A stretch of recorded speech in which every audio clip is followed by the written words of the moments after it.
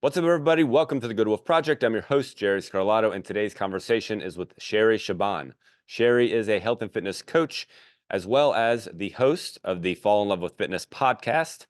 This conversation is super enlightening. We talked about giving to yourself for the sake of giving to yourself. We also talked about how we self-sabotage very regularly and how we can pull ourselves out of that and get ourselves into a place of empowerment. There are so many good points that Sherry hits on throughout this whole conversation, and a lot of it is wrapped around identity, who you believe you are and what you believe you're capable of achieving. That is the thing that is holding you back. That is the thing that is keeping you from making the progress that you want to make in your life. So make sure you have your pen and paper out. Also, remember, hit pause on this episode real quick. Go rate and review the podcast. That helps us spread the message more so that more people can get the good information as well. So take care of that real quick. Now that you're back, enjoy this conversation with Sherry Shaban. Miss Sherry, it is good to see you again. You're having a little technical difficulties today, but that is the life that we live, is it not? Yeah, I think that's what makes it fun. It also makes it always a little bit, just you got to just throw in You your just your responsiveness and your creativity to be able to make things happen. It is problem solving at its best whenever you're dealing with technology, which you and I do every day. Hence, because you have a podcast as well, you got your nice background there. But when you're dealing with technology, you got to be a problem solver. Yeah, So absolutely. But even when it comes to health and fitness, it's all about just being creative and being able to pivot. And that's actually what I've experienced in my life, being able to adapt from one difficult situation to the next is not to be attached to a particular outcome, but being able to be resourceful and to pivot whenever that situation mm, does arise. that is so good because the conversation I was actually just having, we talked about adaptation and knowing what you're trying to go toward, right? Because a lot of people, they just start something, they hear of something new, the keto diet or this new exercise program or this new pill, and they're like, oh, that seems like it might work for me, and they just do it and then usually end up quitting. So understanding the adaptation that you're trying to go to so that you can make a informed decision on what you need to do in order to get there is totally necessary. You have to know where you're trying to go. How do you figure out where you're trying to go? Like, it's like, oh, I want to lose 20 pounds. Okay, well, I don't know. There's some steps you got to take before it's just like you just kind of get going. Right, right. So, Yeah. I think a big part of that is really just getting into even that very, very simple question. Is this something I want to do or is this something I'm supposed to do? And I think a lot of us actually are sitting in that space where we're in the shoulds, in the musts, in the uh, have tos of things, but not really actually asking ourselves the question, why? Like, why do I want to do it? And if that is my goal to release 20 pounds, what does that allow for me in my life? What does that bring for me? And is that because I'm seeking out joy? Is it because I feel that as soon as I achieve that, that there's something on the other side of that, which is success or joy or me feeling like I'm enough or that I have value? And so it kind of has to start there. And then the sustainability aspect of it is really, really important too. Like you were saying, you hear about the keto diet because, Fran down the street released, I don't know how many pounds in the keto diet, and I should do it too, right? Again, it's asking ourselves, well, first, is it sustainable? Like, what does that even mean? Can I see myself doing this 3 months from now, 6 months from now, 6 years from now? And if that answer is no, and that doesn't really align with who I am and my values, and maybe I do enjoy a nice plate of pasta every once in a while or a piece of cake, I have to question that before I just say yes and do something simply because there seems to be influence, especially from society, around what we should or should not be doing. yes, so much truth to all of that. There's so many pulls in different directions, right? Just about anything in life. And I don't think that most of us appreciate the influence that society and people around us have on our choices, our beliefs, our values, all of those things. Um, it is necessary for you to recognize that if you're going to make a sustainable change, because whenever you start to change, society will start to push back. It'll start to push back. And of course, all the noise is still going to be there trying to pull you in a bunch of different directions too, right? How do you see how do you see society pushing people back whenever they're making changes in their lives? Well, I mean, it all also depends on how we're adjusting our diet. And I'm actually going to put sort of I don't want to say the blame, but the responsibility rather on us Mm. versus it being, it's up to society to give me the right information. It's up to these companies to tell me what is inside this product, for example. Actually, the moment that you take on that responsibility for yourself, Jerry, that's where you can start to move forward. It's my responsibility to know where my food comes. It's my responsibility to know where, for example, this diet might lead me, or have I looked at studies long term. So it's my responsibility to get that information, because that's really the way that we can proceed. And so once I have that information, I've taken responsibility. What that also means is that I've taken my power and my control to make my choice. And therefore, when I do start something, when I commit to something, and then all of a sudden something comes up, I'm also able to pivot, because I am so in resonance of what I want and what's right for me and what feels aligned for me, that I'm able to make that informed decision. And then we're also able to approach that with what's called dialectical thinking. And dialectical thinking allows two opposing thoughts to coexist. So, for example, it releases black and white thinking.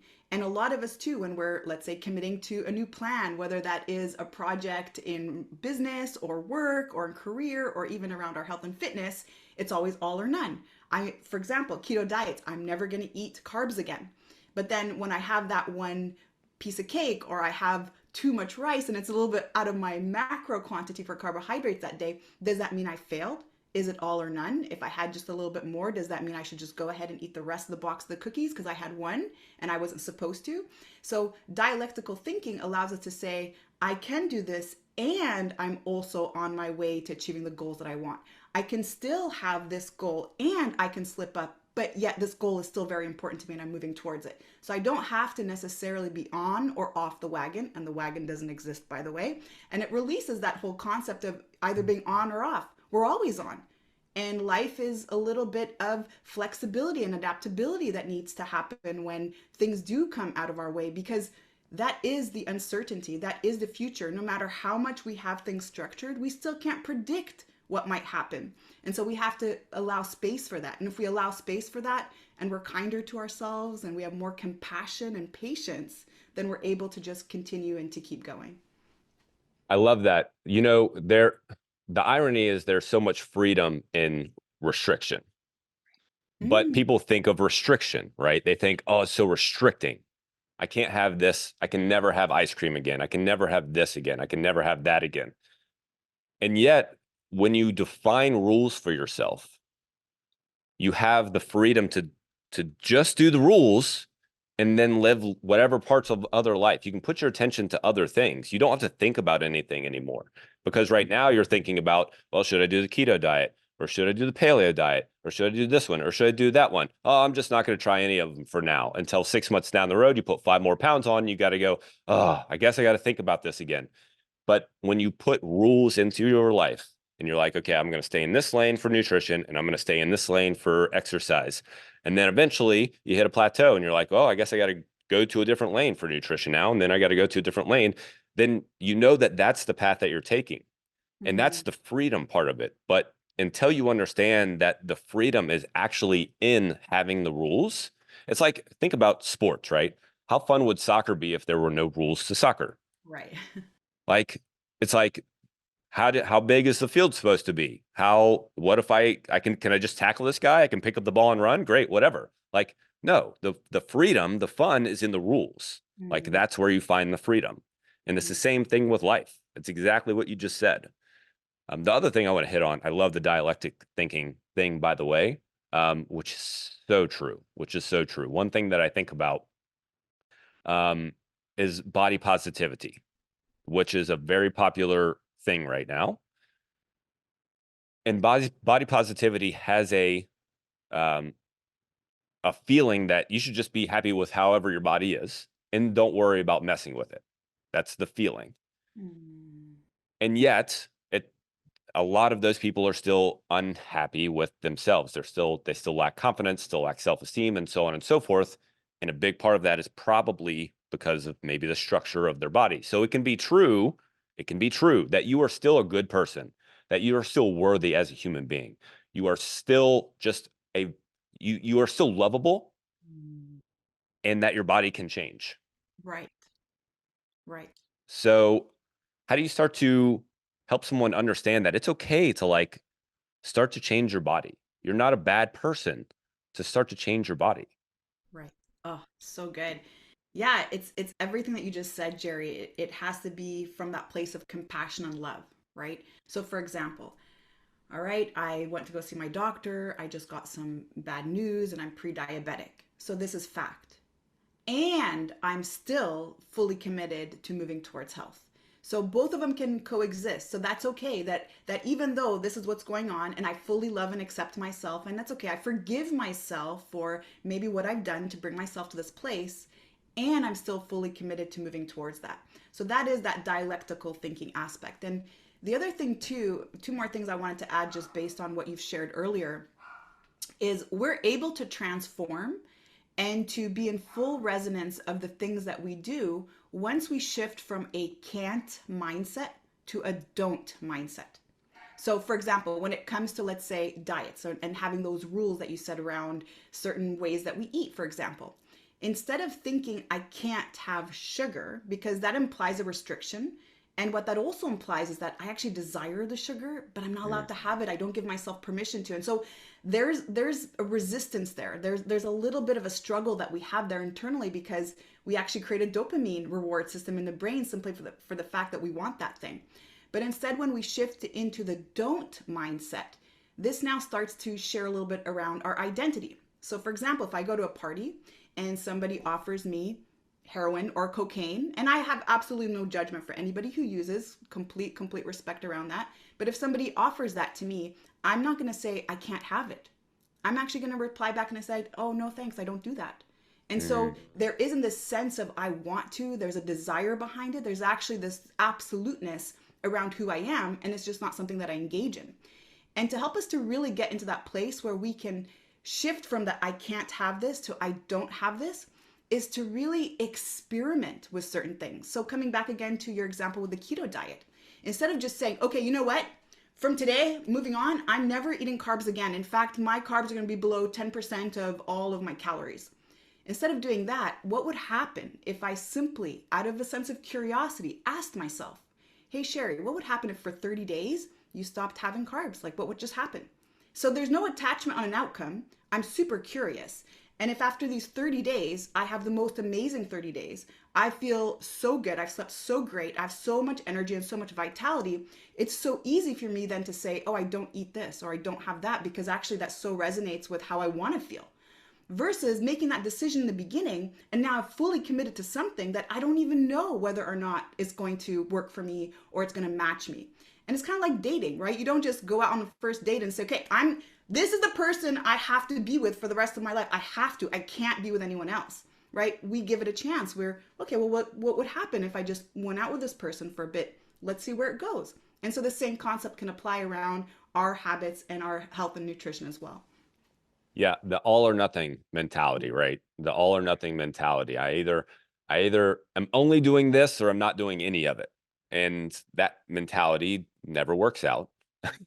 It never works out. It's the New Year's resolution mentality almost to a point. I'm going to jump in and I'm going to do it. I'm jumping in, I'm going to go head first.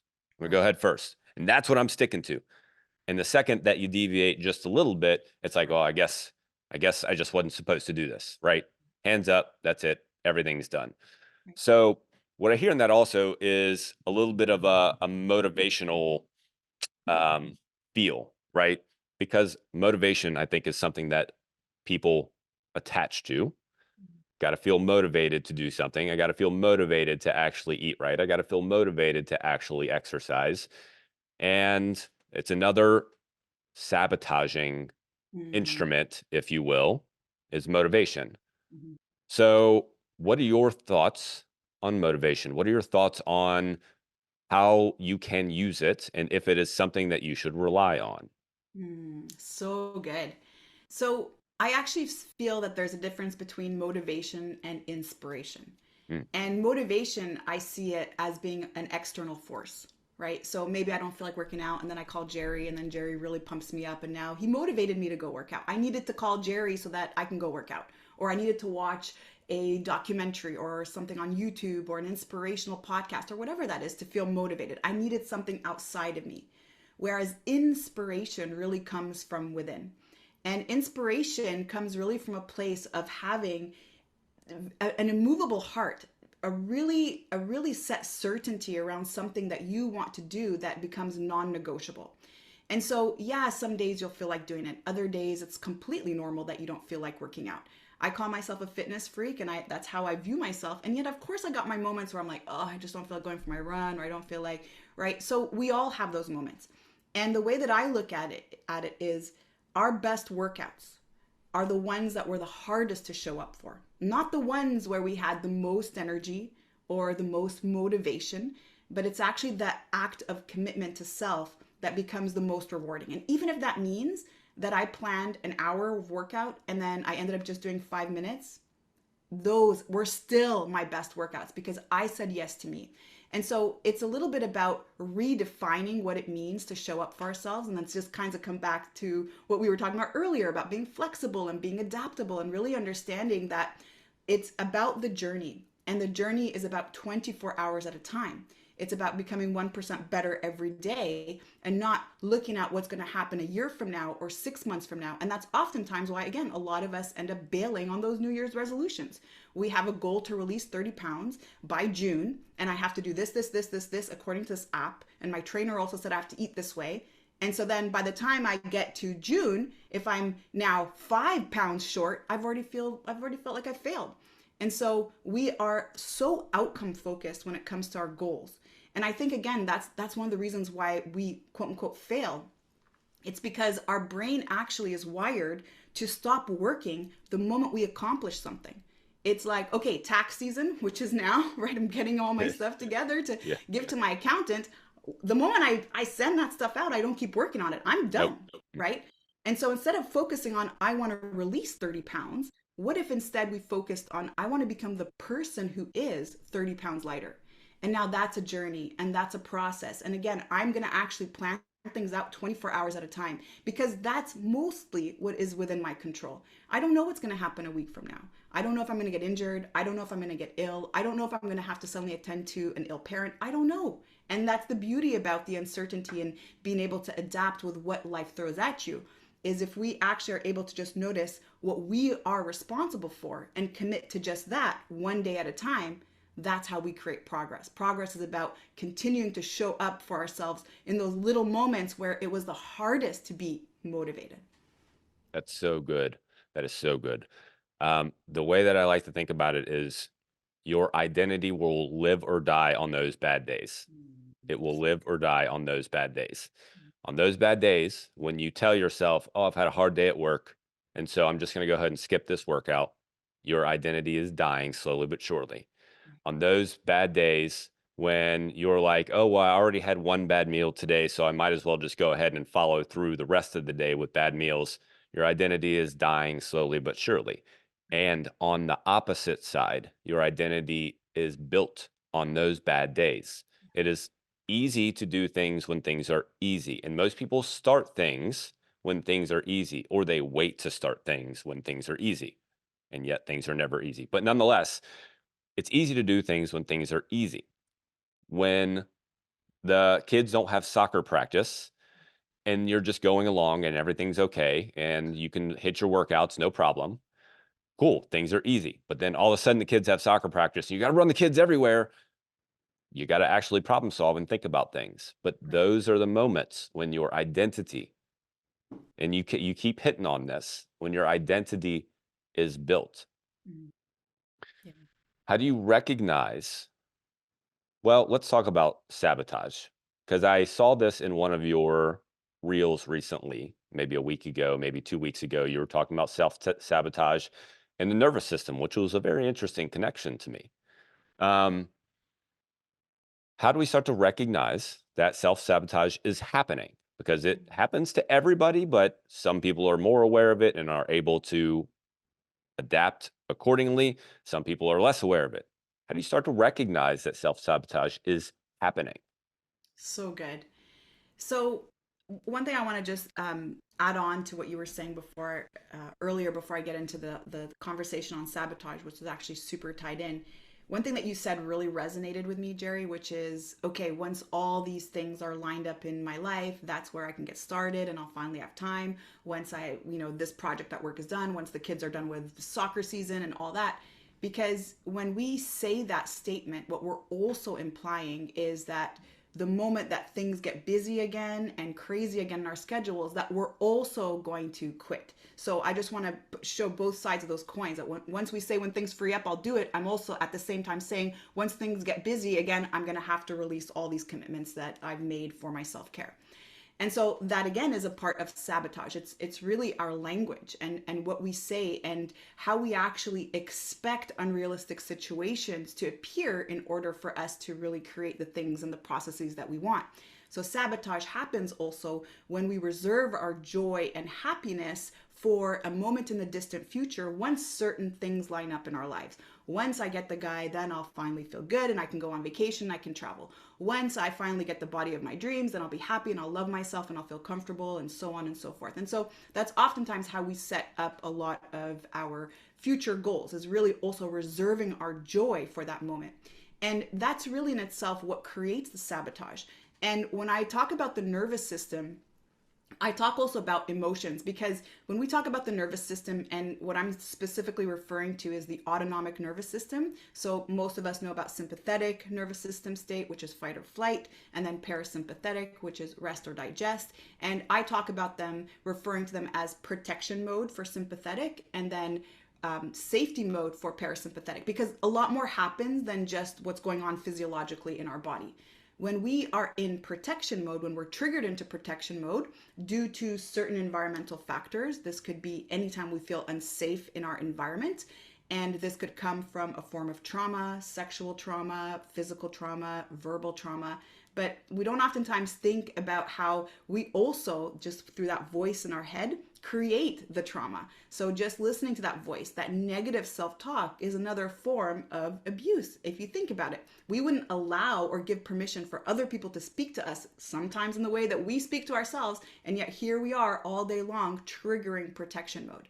Now, another way that we also can trigger protection mode is through actual food scarcity, which is a form of trauma. And food scarcity can either be real, as in literally we don't have food and we go to bed hungry many nights, or it could be because I'm overly restricting and dieting. I'm actually starving myself just through imposition and through restriction.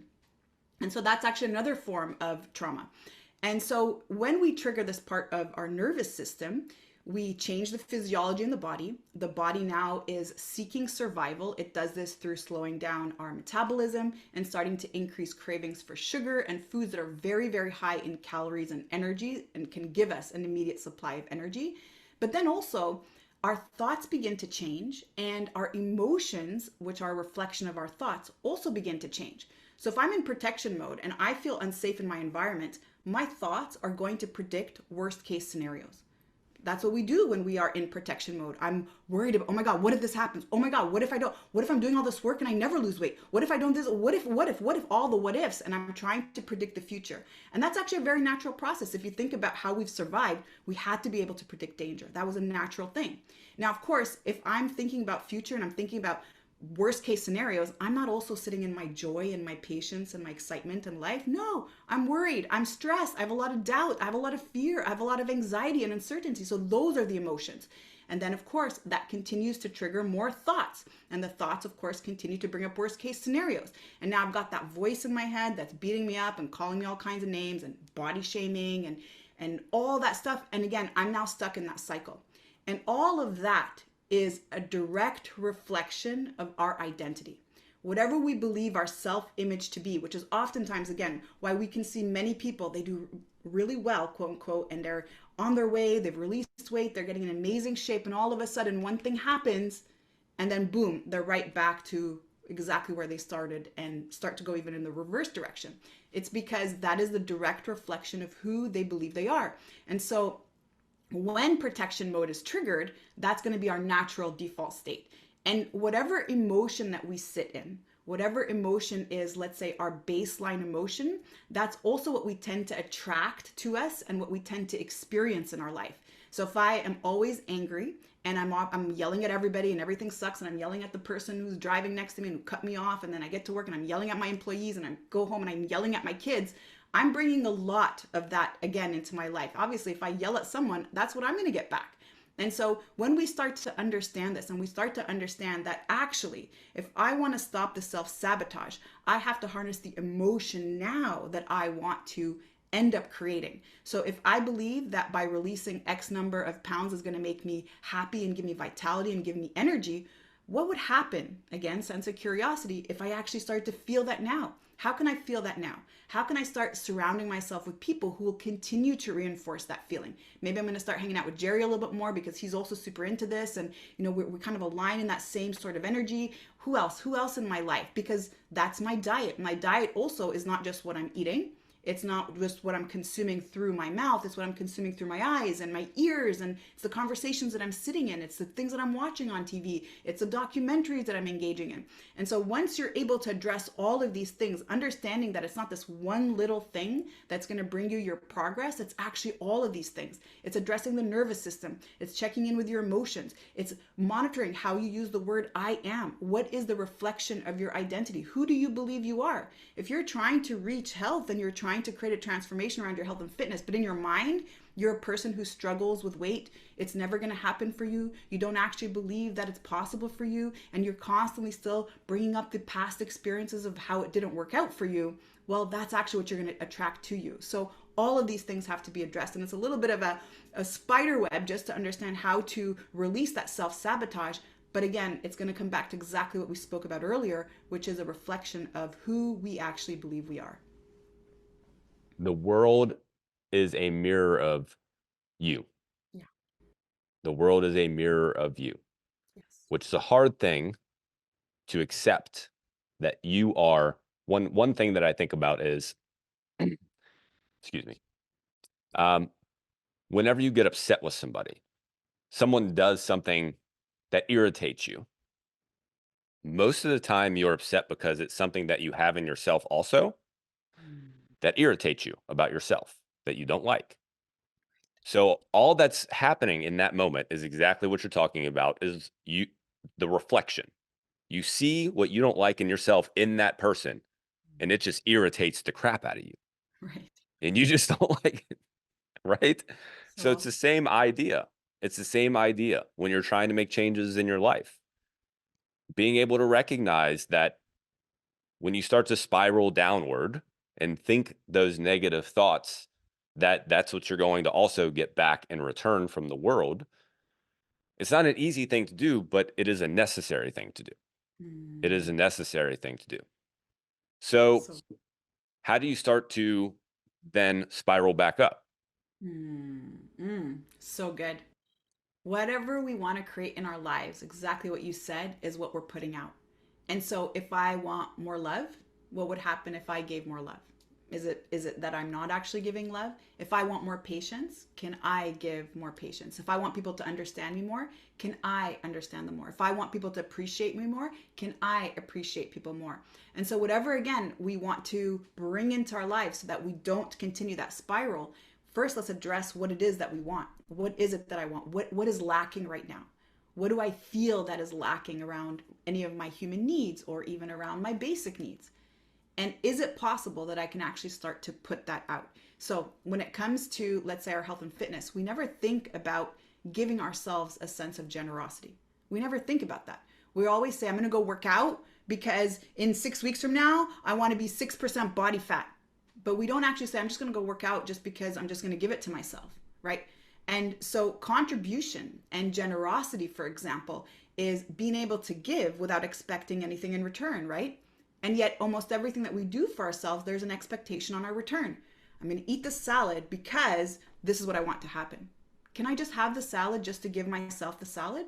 So even though I'm still doing all the things, that doesn't change. The thing that does change is the energy back. It's the exchange back. Because when I attach an expectation on an outcome, what I'm also doing is I'm attaching an emotion. I'm either going to be super excited when this happens or super disappointed when it doesn't. But if I just continue to generously show up for myself every single day, I meditate in the morning, not because I want to manifest millions of dollars in my account. I'm just meditating every single morning. And I'm going for a walk every single morning, not because I need to hit my 10,000 steps so I can burn so many calories and use my fat storage, for example, as fuel. No, I'm just going to go for a walk to connect with nature and just give myself this gift of being silent, of connecting maybe with God or whatever it is that you believe in. Can I start doing that also for myself when it comes to drinking more water and getting restful sleep? Can I just continue to give to myself? And what would happen? Because when we think about Christmas time or any other holiday that we celebrate, does it not feel the best when we're actually in that place of contribution and we're always giving, giving, giving, giving? That always feels so much better. There's no expectation. I don't buy people gifts because I hope that they also get me a gift of equal value or more, right? We just give, and that's what feels so great about it. But we never think of doing that for ourselves, being generous with ourselves, and then also being patient. We're always saying, again, it's we're very outcome focused. Everything has a deadline. By this time this must happen, and there's major consequences if it doesn't. So what would happen if I actually approached my health and fitness journey with that sense of generosity and that sense of patience? And patience means that no matter what happens, no matter what the outcome is, I'm still so fully committed.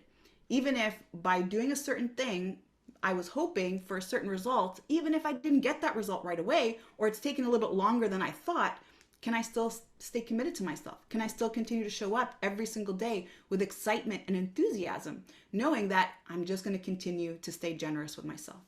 Mm. Give to yourself for the sake of giving. Yeah. Give to yourself for the sake of giving. That is so good, and I've never heard it put so succinctly. So well done on that. I can't tell you how much I appreciate that last bit there. Um, Sherry, where do people find you? Well, the best place to reach out is on Instagram at Sherry Shaban Fitness is my handle. So you can connect with me there through the messenger there.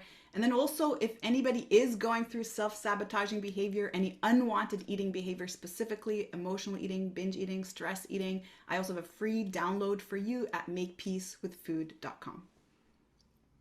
Appreciate that. I know that everyone else will appreciate that. Guys, make sure you go back and listen to this. So much good stuff in there. Sherry, thanks so much for your time. Appreciate you, sister.